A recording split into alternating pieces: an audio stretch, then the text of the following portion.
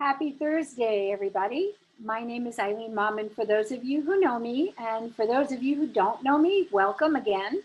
I like to give my talks on Thursday at 5 o'clock. And what we do is we talk about issues that are relevant to your student. So I'm an educator, I'm a mom, or just like many of you out there. And I have a special interest in getting your child educated for the 21st century. And there's a lot of new changes in education. There's a lot of changes happening in our world. And we decided to discuss some books this week that would be relevant for children in elementary school. I would like to make a full disclosure that I support all children all over the world. I support all different kinds of learning, and I embrace diversity of all kinds. I could only get to so many books in a short period of time. So what I did was I picked my favorites, and I definitely want to talk to issues that are facing our young people today, as well as the rest of us. Maybe some books that can open up conversation to parents and how they deal with the world changing as it is now, and how we are a very diverse society, and how the diversity is supposed to make us stronger and more equipped to deal with tolerance, understanding, and progress. So I would like to start by sharing my screen. And these are some of the books that I found work very well for elementary school children. If there's a good response, then we're going to talk about middle school next week. So hopefully everybody can could see my screen. I think one of the best books that was also a movie is something called Wonder. And that's written by Raquel Jamalero. The reason that this works so very well, pardon me, is that her son ran into a deformed child and started crying. It's really about an incident where her son noticed a girl with a severe facial difference and started to cry, and how living with that difference and that disability makes people afraid and makes people different, and it's definitely a handicap. So one of the books that I would choose would be a fictional novel in children's literature called Wonder. If anybody has any concerns, if you did like the book, didn't like the book, if you want to contribute, please just send those invitations in so we can answer questions along the way. The next book for younger children is called Red, and it's a very simple picture book.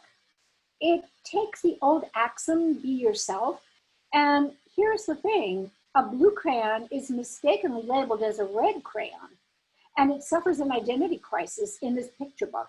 So it goes into the wrong box, and then it has to prove itself that it's actually a blue crayon when in fact it says a red crayon. So it's how we have to identify with who we are, and how others see us and how we see ourselves. I gave that, I read it. It's simple, meaningful, and colorful, probably for children ages 4+. Okay. I thought it would be complete to mention something called A Boy Called Snow. These are for children that would benefit most in the grades 2 to 4. It's about Native American history. It's a story about courage and leadership through a young boy who is given a name and is strong and brave as his father's. And therefore, not only do you watch him become a man with all the ideals, but you have to watch him emerge with all these Native American traditions that either got eradicated or got lost or were basically stamped out in our efforts to develop. I decided also for grades 3 to 6 to talk about the Great Fire. When we talked about all the fires in California where we just burned down and we had to start all over again, starting with nothing, they were stories about actual survivors. And it's about Chicago and the fire disaster. And the Great Fire of 1981 recreates the event with drama, intimacy. And when you talk to your child about the Great Fire, You may say, well, what happens if you lost everything? If you lost all your possessions, if you didn't have your room? So it's a great discussion piece. I'm going to see if there's any questions that we may have here. If you'd like, if anybody would like a list sent out after the webinar, I'd be happy to do so. So again, these are for children in elementary school, anywhere from K to 5 or 6, 5th or 6th grade. Okay, another book which is really funny and heartwarming is called A Bad Case of Stripes. So this person wakes up with stripes all over his body. Didn't go to bed like that, but woke up like that. And it's a picture book that explores the risks of trying to be like everyone else, when in fact you cannot. If you're in stripes, you will definitely stand out, and people will not know really how to talk to you. It's really from a best-selling award-winning author, illustrator David Shannon. What this book will do for grades 2 to 3, you will definitely have something to discuss over the dinner table, no doubt about it. In our society, where we always want to promote reading and writing, Thank You, Mr. Fokker is about a little girl that when she reads, words get all jumbled up. She has dyslexia. And it's nothing to do with intelligence. It's nothing to do with her determination. She sees, she gets her information in different ways. So Thank You, Mr. Fokker is about a teacher that is trying to help a dyslexic child trying to read. We can safely say that dyslexia is also a diversity, and we can also say that we need books about that, where when we're different, we work towards remedies to help someone integrate, not separate or segregate. Little Trisha is overjoyed at the thought of learning how to read. She struggles when she can't find that all the letters and numbers get all jumbled up. And the handicap is called dyslexia, which unfortunately is lifelong, but it's definitely manageable once anyone can learn tools. It doesn't have to be in anybody's way. It just has to be understood and taught. And that's another thing about diversity. We just need to learn how to tolerate, accept, and embrace, really. A very endearing story is called The Sandwich Swap. Two girls, very different. They like different sandwiches, get the wrong sandwich. They like doing the same things. They always eat lunch together. However, we also find that in friendship, some of the smallest things can actually pull us apart. And we learn that friendship is more powerful than any difference, which again is a very important theme when we talk about diversity. It's a 3-page picture illustrative book where they come together in the true spirit of tolerance and acceptance. And maybe they're best friends because they're different. And maybe they're best friends and they learn something by being different. Maybe the next time they swipe sandwiches, they may choose to choose the other sandwich instead of the one they normally had. Bread for Words is about Frederick Douglass, who was born a slave, and how he taught himself to read and write with the help of some educators that believed in him. This I would put at ages 6 to 9, and he knew that he couldn't read, and his grandmother couldn't help him. As a young child, there were other questions such as, why am I a slave? And those are important questions to ask, and we really should get into that with our children. And they eluded him, but he did not know for certain that learning to read and write was probably the first quest in his freedom to fight for equality. It's told from a first-person perspective. It's another picture book biography drawn from real-life experiences of young Frederick Douglass and his attempt to learn to read and write. And we all know that if we're all given the same educational opportunities, we all can be powerful, and we all should have an opportunity for education. Another book is Say Her Name, Books to Empower. These are African-American women that were treated unfairly. It's inspired by the Say Her Name campaign launched by the African American Policy Forum. The poems pay tribute to victims of police brutality, as well as activists that are insisting that Black Lives Matter. Eliot engages poets from the past 2 centuries to create a chorus of voices celebrating the creativity, resilience, and courage of Black women and Black girls. It features 49 powerful poems, 4 of which contribute poems inspired by the works of people such as Lucille Clifton, Audre Lorde, Nikki Giovanni, and Phyllis Wheatley. So the poems are definitely based on many African American women who feel that they were invisible, who feel that they were mistreated, undermined, they were victims of sexism, and it's actually arises in your soul a feeling of anger, compassion, and a need for change. We have a story called Farrellocks, 5th grade. This one is by Susan Drage and Ruda Manin. This would be a book for children age of 12. 2 girls are best friends, and they're getting excited to turn in their applications for a school they both hope to attend. They have a new girl coming to school and is turned upside down when she gets bullied, and she begins a 2nd grade to leave them behind.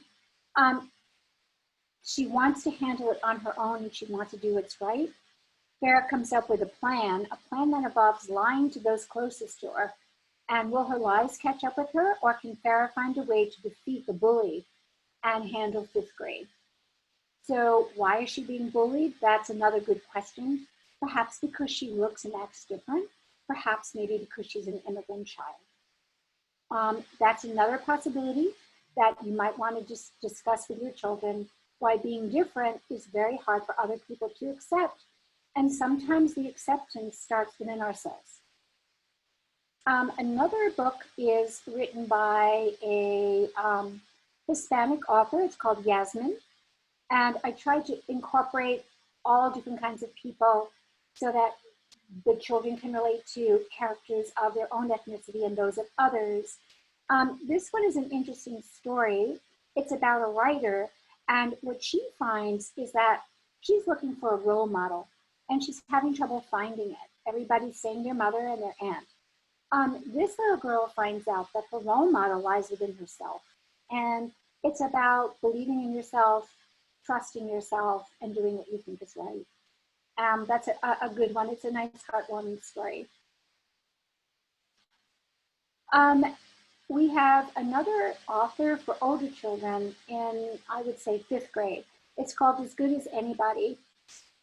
We've got 2 people, one about Martin Luther King, and another one, a Jewish man, Abraham Joshua Herschel. And they're similar but different marches towards freedom. So where we can say Martin Luther was really for justice for all people, it wasn't just racial.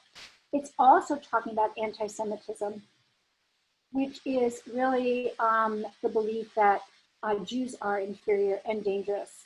And it's about these 2 men that actually became friends and their struggle for freedom. Martin Luther King and Abraham Joshua Herschel, they stand for justice and equality. When our country was plagued with racial discrimination, he aimed to stop it. This is Martin Luther King.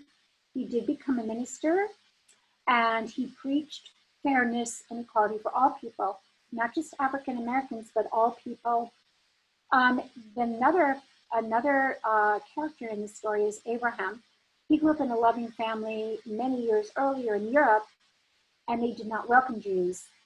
This is going to really bring up discussions about World War II.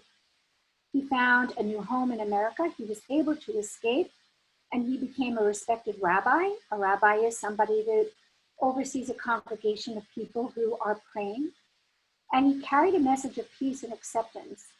And they're 2 iconic men for social justice, and who formed a friendship, and their personal experiences convey the discrimination and a message of equality for all.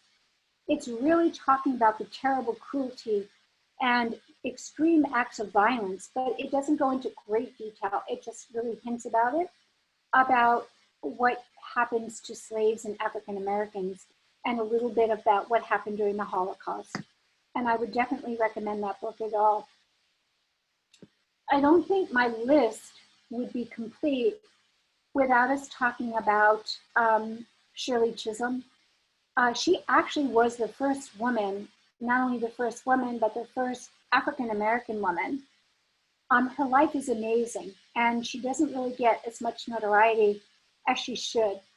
I think a lot of these books that the children do in school should be biographies, not just about men, but about women too. A lot of women haven't been really realized. And it would be super cool if a guy would do a woman mentor. And of course, for a woman to do a woman mentor as well.